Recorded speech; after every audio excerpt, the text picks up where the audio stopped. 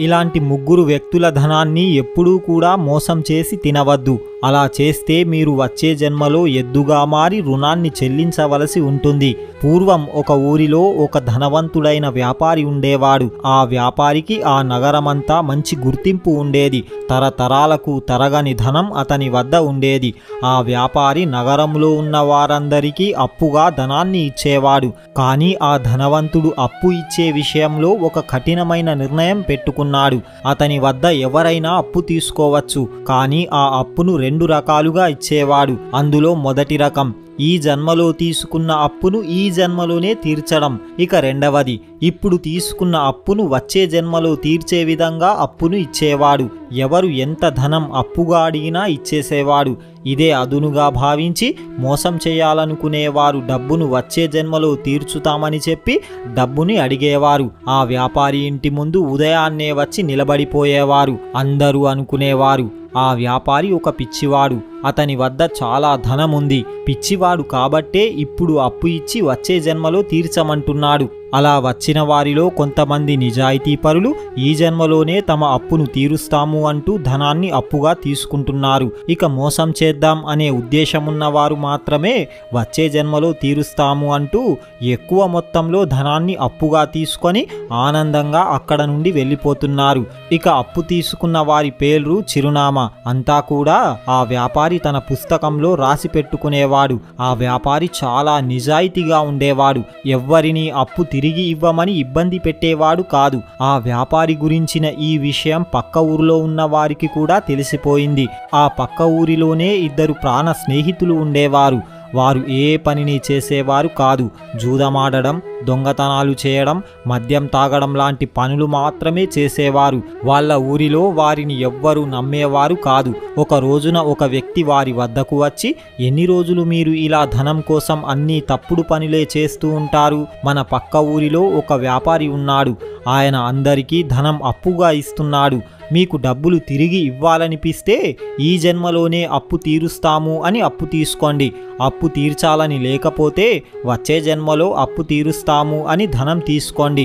అలా ధనం తీసుకొని ఏదైనా చిన్న వ్యాపారం చేసుకోండి. తప్పుడు పనులు చేయకండి అని చెప్పి ఆ వ్యక్తి అక్కడ నుండి వెళ్ళిపోయాడు. ఆ మాటలు వినగానే వారికి చాలా ఆనందం కలిగింది. వాళ్ళు ఇలా ఆలోచిస్తున్నారు, మనమిద్దరం ఆయన దగ్గరకు వెళ్ళి చాలా ధనాన్ని వచ్చే జన్మలో అప్పు తీరుస్తాం అని చెప్పి తీసుకుందాం. ఆ డబ్బుతో 10 సంవత్సరాలు చాలా సుఖంగా బ్రతుకుదాం అని అనుకున్నారు. ఇక వెంటనే ఆ వ్యాపారి ఉంటున్న ఊరికి బయలుదేరారు.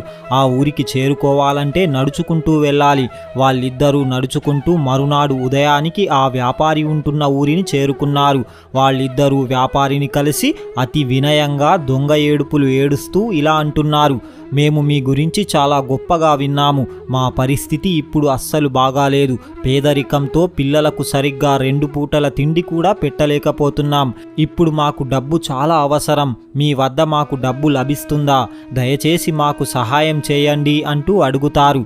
అప్పుడు ఆ వ్యాపారి, మీకు తప్పకుండా అప్పు ఇస్తాను. మీరు ఎంత ధనం కావాలంటే అంత ధనం తీసుకోండి, భయపడకండి. మీకు ఎంత ధనం కావాలి అంటూ అడుగుతాడు. అప్పుడు వాళ్ళిద్దరూ, మాకు చెరో 5 లక్షలు కావాలి, కానీ ఈ జన్మలో మేము మీ అప్పును తీర్చలేము. వచ్చే జన్మలోనే అప్పును పూర్తిగా తీర్చుకుంటాము అని అంటారు. అప్పుడు ఆ వ్యాపారి, సరే సరే, మీరు వచ్చే జన్మలోనే తీర్చండి, నాకు ఎటువంటి అభ్యంతరం లేదు అంటూ వచ్చే జన్మలో తీర్చే అప్పు అని వాళ్ళ ఇద్దరి పేర్లు, చిరునామా తన పుస్తకంలో రాసుకొని ఒక్కొక్కరికి 5 లక్షల చొప్పున 10 లక్షలు ఇచ్చేస్తాడు. ఆ డబ్బులు తీసుకొని ఎంతో ఆనందంగా ఇద్దరూ అక్కడ నుండి వెళ్ళిపోయారు. కొద్ది దూరం వెళ్ళిన తరువాత వాళ్ళిద్దరూ ఇలా అనుకుంటున్నారు, వచ్చే జన్మ ఉందో లేదో ఎవరికి తెలుసు? ఈ వ్యాపారి పెద్ద మూర్ఖుడిలాగే ఉన్నాడు. వచ్చే జన్మ ఏమో గాని ఈ డబ్బులతో ఈ జన్మలో ఎంతో సంతోషంగా జీవించవచ్చు. ఇక మనం దొంగతనాలు చేయనవసరం లేదు అంటూ వాళ్ళ ఊరి వైపు వెళ్తున్నారు. నడుస్తూ నడుస్తూ దారిలో చీకటి పడిపోయింది. వారికి ఊరు బయట ఉన్న ఒక ఇల్లు కనిపిస్తుంది. వెంటనే ఆ ఇంటి ముందుకు వెళ్ళి ఆ యజమానితో ఇలా అంటున్నారు, మాకు దారిలో చీకటి పడిపోయింది, మేము చాలా దూరం వెళ్ళాలి. ఈ రోజు రాత్రి ఇక్కడే నిద్రించి ఉదయాన్నే మేము వెళ్ళిపోతాం. దయచేసి మీ ఇంట్లో ఉండడానికి కాస్త చోటివ్వండి అంటూ అడుగుతారు. అప్పుడు ఆ వ్యక్తి, చూడండి, మీరు ఎవరో నాకు తెలియదు, తెలియని వారిని నా ఇంట్లోకి నేను రానివ్వను. మీరు కావాలంటే మా ఇంటి ముందు ఉన్న పశువుల పాకలో పడుకోండి. అక్కడ మంచం కూడా ఉంది. నేను రోజు అక్కడ గానుగ నూనె అమ్ముతూ ఉంటాను. ఆ పాకలో ఒక ఎద్దు, ఒక గేదె ఉంది. జాగ్రత్తగా వెళ్ళి అక్కడ పడుకోండి అని అంటాడు. ఇక చేసేదేమీ లేక ఇద్దరూ అక్కడ ఉండడానికి నిర్ణయించుకున్నారు. ఇద్దరూ వెళ్ళి ఆ పశువుల పాకలో పడుకున్నారు. కానీ వారికి నిద్ర రావడం లేదు. నిద్రిస్తే ధనం ఎవరైనా ఎత్తుకుపోతారేమోనని భయపడుతున్నారు. ఇలా ఇద్దరూ మాట్లాడుకుంటూ కూర్చున్నారు. అప్పుడే విచిత్రంగా అక్కడే ఉన్న ఎద్దు, గేదె మాట్లాడుకోవడం వారికి వినిపించింది. అప్పుడు ఆ గేదె ఎద్దుతో ఇలా అంటుంది, ఓ మిత్రమా, నువ్వు పడుకున్నావా, మేల్కొని ఉన్నావా? నేను ఒక మాట చెబుతాను విను. ఇక మన స్నేహం ఈ రోజు రాత్రితో ముగిసిపోతుంది. రేపు ఉదయాన్నే నేను నిన్ను విడిచి వెళ్ళిపోతున్నాను అని అంటుంది. అప్పుడు ఆ ఎద్దు, ఏం మాట్లాడుతున్నావు? ఇక్కడ నుండి వెళ్ళిపోతావా? ఎటు వెళ్తావు? ఎందుకు వెళ్తావు అని అడుగుతుంది. ఇదంతా కూడా ఆ ఇద్దరు వ్యక్తులు వింటూనే ఉన్నారు. అప్పుడు ఆ గేదె ఇలా అంటుంది, నేను పూర్వజన్మలో మన ఈ యజమాని వద్ద అప్పు తీసుకొని తీర్చలేకపోయాను. దాని కారణంగా నేను ఈ జన్మలో పశువుగా మారి అతని వద్దకే వచ్చి అప్పు తీర్చాను. అతను నన్ను నానా హింసలకు గురి చేశాడు. నేను పూర్వజన్మలో అతని వద్ద తీసుకున్న అప్పు కంటే 1000 రెట్లు ఎక్కువగా నా నుండి అతను అప్పును వసూలు చేశాడు. ఇక ఈ రోజుతో నా అప్పు పూర్తిగా తీరిపోయింది. ఇక ఇతని వద్ద నుండి నాకు విముక్తి లభించింది. ఇక ఉదయాన్నే కొద్దిగా గడ్డిని తిని ఆ తరువాత ఇక నా శరీరాన్ని వదిలేస్తాను. అతని అప్పు తీర్చడానికే నాకు ఈ జన్మ లభించింది. ఇక అప్పు తీర్చేశాను. ఇక నాకు ఈ శరీరంతో పని లేదు. నా శరీరాన్ని వదిలేస్తాను అని అంటుంది. ఆ గేదె మాటలు విన్న ఆ ఎద్దు ఇలా అంటుంది, మిత్రమా, నీకు విముక్తి లభించింది. ఇంకో 4 గంటలు ఆగితే నేను కూడా ఇతని వద్ద నుండి విముక్తుణ్ణి అవుతాను. నేను కూడా పూర్వజన్మలో నీలాగే ఇతని వద్ద అప్పు చేసి తీర్చలేకపోయాను. ఇంకా కొద్దిగా ధనం మాత్రమే తీర్చవలసి ఉంది. ఆ కొద్ది ధనాన్ని కూడా ఉదయాన్నే ఒక కసాయివాడు వచ్చి ఆ మిగిలిన ధనాన్ని యజమానికి ఇచ్చి నన్ను ఇక్కడ నుండి తీసుకువెళ్తాడు. అలా ఆ మిగిలిన అప్పు కూడా తీరిపోతుంది. ఆ వెంటనే నాకు విముక్తి లభిస్తుంది. పూర్వజన్మలో నేను చేసిన అప్పుకు గాను ఈ జన్మలో ఈ నూనె గానుగను తిప్పి తిప్పి అప్పు తీర్చాను. నానా కష్టాలను అనుభవించాను. ఇలా నా అప్పు మొత్తం తీర్చేశాను. ఆ మిగిలిన కొద్ది ధనం కూడా రేపు కసాయివాడు చెల్లించి నన్ను ఈ బాధల నుండి విముక్తుణ్ణి చేస్తాడు. నేను కొద్ది దూరం ఆ కసాయివాడి వెంట వెళ్ళి ఆ తరువాత నా ప్రాణాలను వదిలేస్తాను. అలా నాకు ఈ జన్మ నుండి విముక్తి లభిస్తుంది అని అంటుంది ఆ ఎద్దు. ఈ మాటలన్నీ ఆ ఇద్దరు వ్యక్తులు విని, ఇదేంటి, ఈ పశువులు విచిత్రంగా మాట్లాడుకుంటున్నాయి, అసలు ఇక్కడ ఏం జరుగుతుంది అంటూ ఆశ్చర్యపోయారు. అలా ఆలోచిస్తూ ఉండగానే తెల్లవారిపోయింది. ఆ పశువుల వద్దకు వాటి యజమాని వచ్చి వాటికి గడ్డిని పెడతాడు. ఆ గేదె గడ్డిని తిని కొద్దిసేపట్లోనే క్రింద పడిపోయి తన ప్రాణాలను వదిలేసింది. మరణించిన ఆ గేదెను చూసి ఆ యజమాని చాలా బాధపడతాడు. ఇదంతా చూస్తున్న ఆ ఇద్దరు వ్యక్తులు, అరే, నిజంగానే ఆ గేదె చెప్పినట్టుగానే తన ప్రాణాలను వదిలేసింది. రాత్రి మనం విన్నట్టుగానే జరిగింది. అంటే నిజంగానే గత జన్మలో ఈ గేదె ఈ యజమాని వద్ద అప్పు తీసుకొని వాటిని తీర్చడానికే ఈ జన్మలో గేదెలాగా వచ్చి కష్టపడి తన గత జన్మ అప్పును తీర్చింది. అంటే ఇప్పుడు ఆ ఎద్దు కూడా మరణిస్తుందా అని అనుకున్నారు. ఇలా ఒక 4 గంటలు గడిచాక ఒక కసాయివాడు అక్కడికి వచ్చి, నీ ఎద్దును నాకు అమ్ముతావా అంటూ ఆ యజమానిని అడుగుతాడు. అప్పుడు ఆ యజమాని, ఎలాగూ ఈ ఎద్దు ముసలిదైపోయింది, దీనిని అమ్మి మంచి ఎద్దును కొనుక్కుందాం అని అనుకొని ఆ ఎద్దును అమ్మడానికి ఒప్పుకున్నాడు. ఇక కసాయివాడు ఆ యజమాని అడిగినంత ధనాన్ని ఇచ్చి దానిని కొనుక్కున్నాడు. ఇక దానిని తీసుకొని అక్కడ నుండి వెళ్ళిపోయాడు. అప్పుడు ఆ ఇద్దరు వ్యక్తులు, ఈ ఎద్దు విషయంలో కూడా చెప్పినట్టే జరుగుతుంది. కసాయి వచ్చి ఎద్దును కొనుక్కొని దానిని తీసుకొని వెళ్తున్నాడు. మనం దాని వెంట వెళ్ళి చూద్దాం, అది మరణిస్తుందా లేదా అంటూ మెల్లిగా ఆ ఎద్దును వెంబడిస్తూ వెళ్తున్నారు. ఊరి బయటకు వెళ్ళగానే రాత్రి చెప్పినట్టుగానే ఆ ఎద్దు క్రింద పడిపోయి దాని ప్రాణాలను వదిలేసింది. అలా దానికి విముక్తి లభించింది. అది చూసిన ఆ ఇద్దరూ భయంతో గజగజ వణికిపోయారు. వాళ్ళు ఇలా అనుకుంటున్నారు, అంతా రాత్రి చెప్పినట్టుగానే జరిగింది. ఆ గేదె అతని వద్ద అప్పు చేసి ఈ జన్మలో అతని వద్దనే పనిచేసి అప్పు తీర్చి మరణించింది. ఈ ఎద్దు కూడా అలానే చేసింది.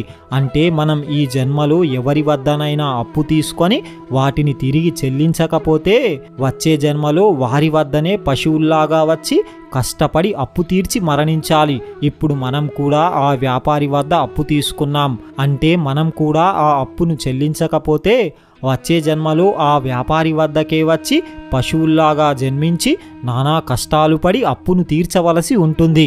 అప్పుడు ఆ ఇద్దరూ బాగా ఆలోచించి, వద్దు, మనకు ఈ అప్పు వద్దు, మనం వెళ్ళి ఆ వ్యాపారికి ఈ ధనం తిరిగి ఇచ్చేద్దాం. వ్యాపారి అడిగితే మాకు వేరే వద్ద ధనం లభించింది అని చెబుదాం.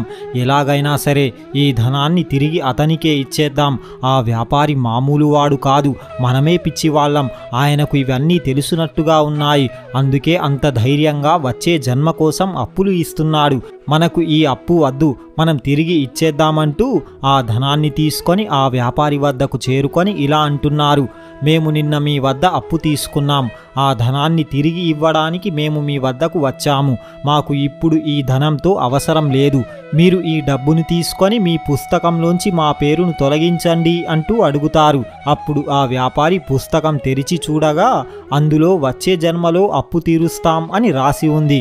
అప్పుడు ఆ వ్యాపారి, చూడండి, మీరు అప్పు తీసుకున్నది ఈ జన్మలో తీరుస్తామని కాదు, వచ్చే జన్మలో తీరుస్తాం అని అప్పు తీసుకున్నారు. ఈ జన్మలో అప్పు తీర్చవలసి ఉంటే నేను తీసుకునేవాడిని, కానీ అది వచ్చే జన్మలో తీర్చవలసిన అప్పు. నేను దానిని తీసుకోలేను. మీరు వచ్చే జన్మలోనే ఆ అప్పును తీర్చవలసి ఉంటుంది అని అంటాడు. ఆ వ్యాపారి మాటలు విన్న ఆ ఇద్దరూ డబ్బులు తిరిగి తీసుకోమని చాలా బ్రతిమలాడతారు. కానీ ఆ వ్యాపారి అస్సలు వినడం లేదు.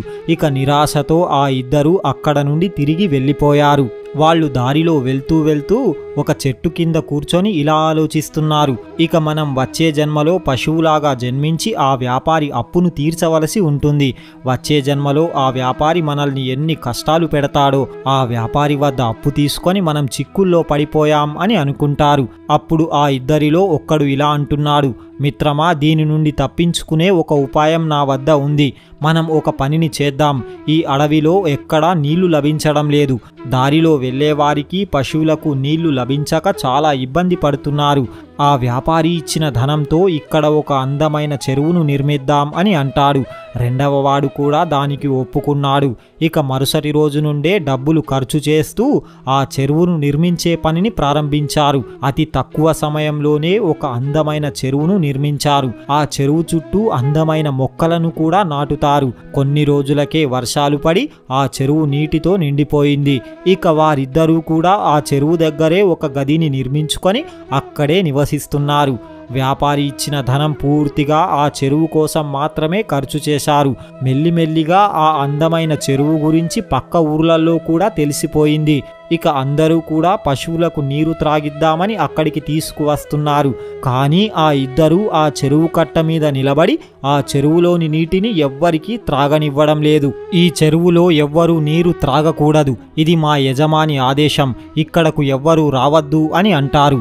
ఆ చెరువుకు కూడా వారికి అప్పు ఇచ్చిన ఆ వ్యాపారి పేరునే పెడతారు. అప్పుడు పక్క ఊరిలో ఉన్న వాళ్ళందరూ ఇలా అనుకుంటున్నారు, అంత అందమైన చెరువును ఆ వ్యాపారి అడవిలో ఎందుకు నిర్మించాడు? నీళ్లు కూడా చాలా స్వచ్ఛంగా ఉన్నాయి, కానీ ఇద్దరు వ్యక్తులు అక్కడ నిలబడి ఆ నీటిని ముట్టుకోనివ్వడం లేదు. అప్పుడు అందరూ ఆ చెరువు దగ్గరకు వెళ్ళి, మీకు ఏమైనా పిచ్చి పట్టిందా? ఆ చెరువులో నీటిని త్రాగితే మీకు ఏం నష్టం జరుగుతుంది?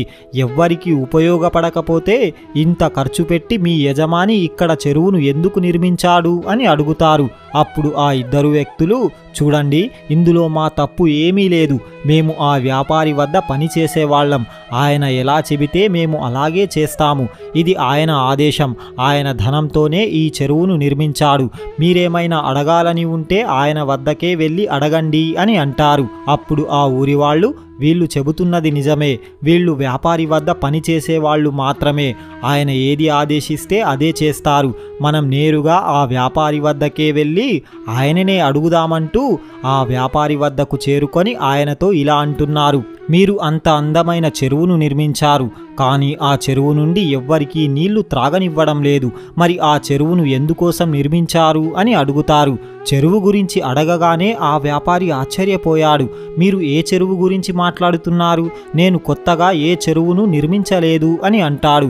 అప్పుడు ఆ వ్యక్తులు, లేదు లేదు, మేము మా కళ్ళతో చూసి వస్తున్నాము. ఆ చెరువుకు కూడా మీ పేరే పెట్టి ఉంది. అక్కడ ఇద్దరు మీ పనివాళ్ళు కూడా ఉన్నారు. ఆ ఇద్దరు మాకు చెరువులోంచి నీటిని త్రాగనివ్వడం లేదు అని అంటారు. అప్పుడు ఆ వ్యాపారి, సరే వెళ్ళి చూద్దాం, మీరు చెప్పిన ఆ చెరువు దగ్గరకు అంటూ వాళ్లతో కలిసి ఆ చెరువు వద్దకు చేరుకున్నాడు. అందమైన ఆ చెరువును చూసి ఆ వ్యాపారి కూడా ఆశ్చర్యపోయాడు. ఆ చెరువు కట్ట మీద ఆ ఇద్దరు వ్యక్తులు కనిపించారు. వెంటనే ఆ వ్యాపారి ఆ ఇద్దరి వద్దకు వెళ్ళి ఇలా అంటున్నాడు, మీరు ఈ చెరువులోంచి నీటిని ఎందుకు ముట్టుకోనివ్వడం లేదు? మీరు ఈ చెరువును నా పేరు మీద ఎందుకు నిర్మించారు? నా పేరుతో చెరువును నిర్మించి నా పేరు చెప్పి ఎవ్వరికీ నీటిని ఇవ్వడం లేదు. దానివల్ల నన్ను అందరూ తిట్టుకుంటున్నారు. దానివల్ల నాకు పాపం తగులుతుంది. నేను ఈ చెరువును నిర్మించనే లేదు. అసలు ఎందుకు ఇలా చేస్తున్నారు అంటూ అడుగుతాడు. అప్పుడు ఆ వ్యక్తులు ఊరందరూ వింటూ ఉండగా ఇలా అంటున్నారు, మేము మీ వద్ద 10 లక్షలు వచ్చే జన్మలో తీరుస్తామని అప్పుగా తీసుకున్నాం. కానీ వేరే దగ్గర మాకు ధనం లభించడంతో మేము తిరిగి 10 లక్షలు అప్పు తీరుద్దాం అని అనుకున్నాం. కానీ మీరు దానికి ఒప్పుకోలేదు. వచ్చే జన్మలో మాత్రమే ఆ అప్పును తీర్చాలన్నారు.